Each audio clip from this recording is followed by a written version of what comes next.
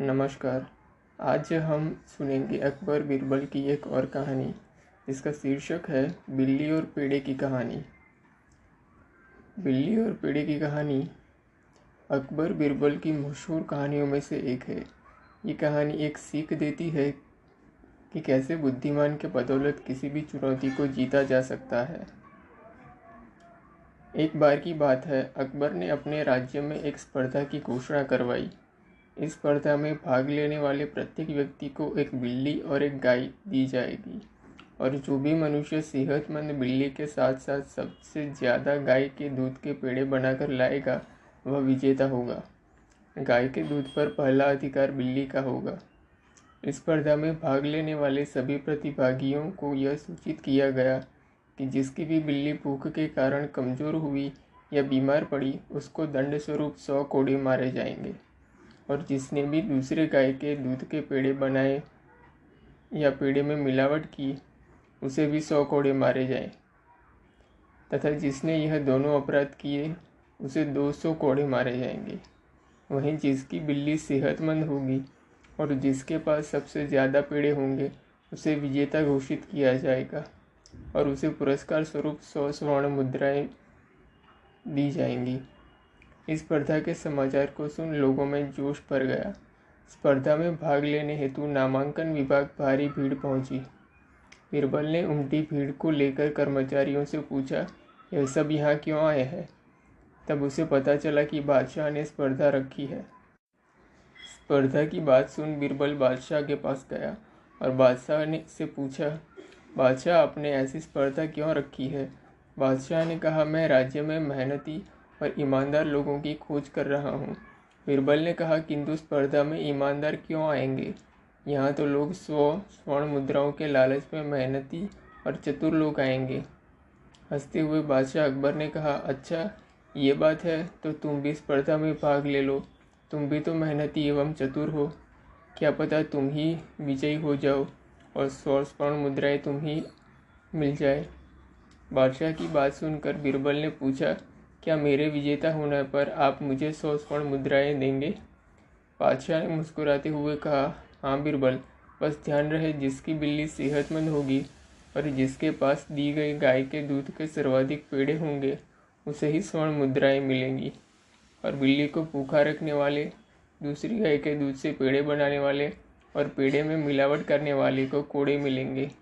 और यदि चतुर बिरबल तुम बेईमानी में पकड़े गए तो मैं तुम्हें कोड़ों से नहीं बचाऊंगा, दंड स्वीकार करना होगा।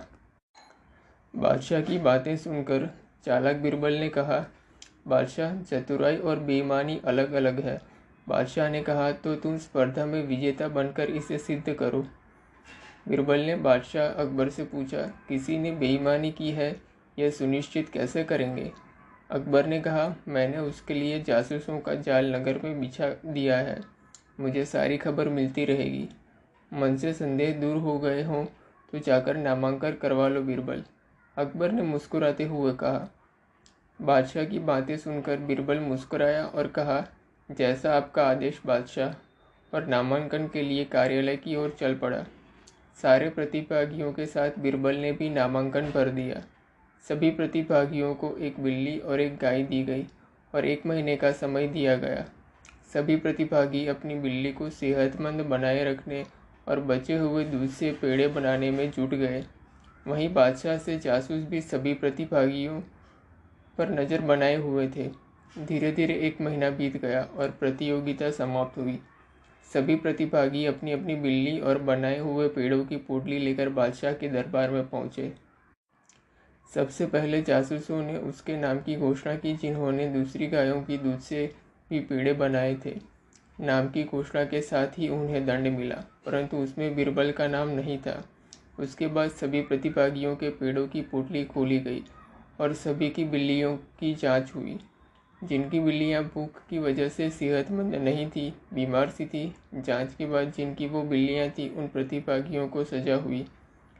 जिनके पेड़ों में मिलावट थी उनको भी सजा हुई। फिर अंत में 25-30 लोग बचे जिसमें से एक बिरबल था। सभा में बैठे बिरबल को नापसंद करने वालों ने कहा, अरे बिरबल, बेईमानी नहीं कर पाए। इस बार तो बादशाह ने अच्छी तरकीब लगाई। केवल 25-30 लोगों की बिल्लियाँ सेहतमंद थी और उनके पेड़े उत्कृष्ट गुणवत्ता के थे। जांच में पता चला कि सबसे ज़्यादा पेड़े बीरबल के पास है और उसकी बिल्ली भी सेहतमंद है। फिर लोगों के बीच में कानाफूसी होने लगी कि बीरबल ने कोई बेईमानी नहीं की तो फिर इसके पास इतने अधिक पेड़े कैसे हैं और इसकी बिल्ली भी सेहतमंद है। बाकी लोगों की तुलना में बीरबल के पेड़े दुगने थे और बादशाह के नियम के अनुसार गाय के दूध से पहले बिल्ली को पोषित करना था और फिर पेड़े बनाने थे। ये बात लोगों को अनहोनी सी लगने लगी। लोगों ने अनुमान लगाया कि अवश्य ही बीरबल ने दूसरे गाय के दूध से पेड़े बनाए हैं। क्योंकि बीरबल बादशाह का खास है इसलिए शायद जासूस उसकी शिकायत नहीं कर रहे। धीरे धीरे यह कानाफूसी बादशाह तक जा पहुंची तो क्रोधित बादशाह ने कहा, बीरबल, नियम के अनुसार तुम ही विजेता हो, पर इन 100 सोने के सिक्कों पर तभी तुम्हारा अधिकार होगा यदि तुम सभा में सबको बता पाओ कि तुमने उतने ही दूध में बाकी लोगों से अधिक पेड़े कैसे बनाए। बीरबल ने कहा, जहाँपना, मेरी बिल्ली तो दूध पीते ही नहीं है, इसलिए मैंने सारा दूध को पेड़े बना दिए। बादशाह ने गुस्से में बोले, ऐसा कैसे हो सकता है कि बिल्ली दूध ना पिए? यदि ऐसा है तो क्या मैं बिल्ली को दूध परोसने का आदेश दे दूं? यदि बिल्ली ने दूध पी लिया तो तुम्हें दंड स्वरूप 100 कोड़े मारे जाएंगे झूठ बोलने के लिए। बीरबल ने कहा, मुझे मंजूर है बादशाह, परंतु यदि बिल्ली ने दूध नहीं पिया तो फिर क्या होगा? तो बादशाह ने कहा, बीरबल, फिर मैं तुम्हें विजेता घोषित कर 100 स्वर्ण मुद्राएं दूंगा। बीरबल ने कहा, मुझे मान्य है, आप बिल्ली को दूध परोसने का आदेश दें। यह कहकर बीरबल ने बिल्ली को आसन पे बिठा दिया और स्वयं दूर खड़ा हो गया। जब सेवक ने बिल्ली को दूध परोसा, बिल्ली उल्टे पांव भाग गई। तब बीरबल ने कहा, जहाँपना, मैंने कहा था ना, मेरी बिल्ली दूध नहीं पीती। अकबर ने पूछा, बीरबल, फिर तुम्हारी बिल्ली सेहतमंद कैसे है? मैंने उसे चावल दाल खिलाकर सेहतमंद बनाया है हजूर, और गाय के दूध के पेड़े बना दिए, इसलिए मेरी बिल्ली भी सेहतमंद भी है और मेरे पास सबसे अधिक पेड़े भी है, तो इस हिसाब से मैं विजेता हुआ। सभी दरबारी इस बात से सहमत हुए और बादशाह ने बीरबल को विजेता घोषित कर दिया। बीरबल घूमता हुआ मित्रों के बीच पहुंचा। मित्रों ने बीरबल से पूछा, बीरबल, एक बात समझ नहीं आ रही, तुम्हारी बिल्ली दूध क्यों नहीं पीती? वह तो बिल्ली की प्रवृत्ति है। बीरबल ने उत्तर दिया, मेरे पास चीनी मिट्टी का ही एक बर्तन था जिसमें मैं बिल्ली को दूध पिला सकता था। पहले ही दिन जब मैंने अपनी बिल्ली को दूध उबालकर परोसा, वह पहले ही घूंट के साथ ही भाग गई। फिर मैंने बहुत प्रयत्न किए पर उसने कभी दूध नहीं पिया। मित्रों ने बीरबल की बात सुनकर कहा, संभवतः उसका मुंह जल गया होगा और फिर मुंह जलने के डर से बिल्ली ने दोबारा कभी दूध देखा भी नहीं। बिल्ली और पेड़े की कहानी काफ़ी रोचक और मज़ेदार कहानी है। तो कैसी लगी आपको ये कहानी? कमेंट्स में ज़रूर बताइएगा। धन्यवाद।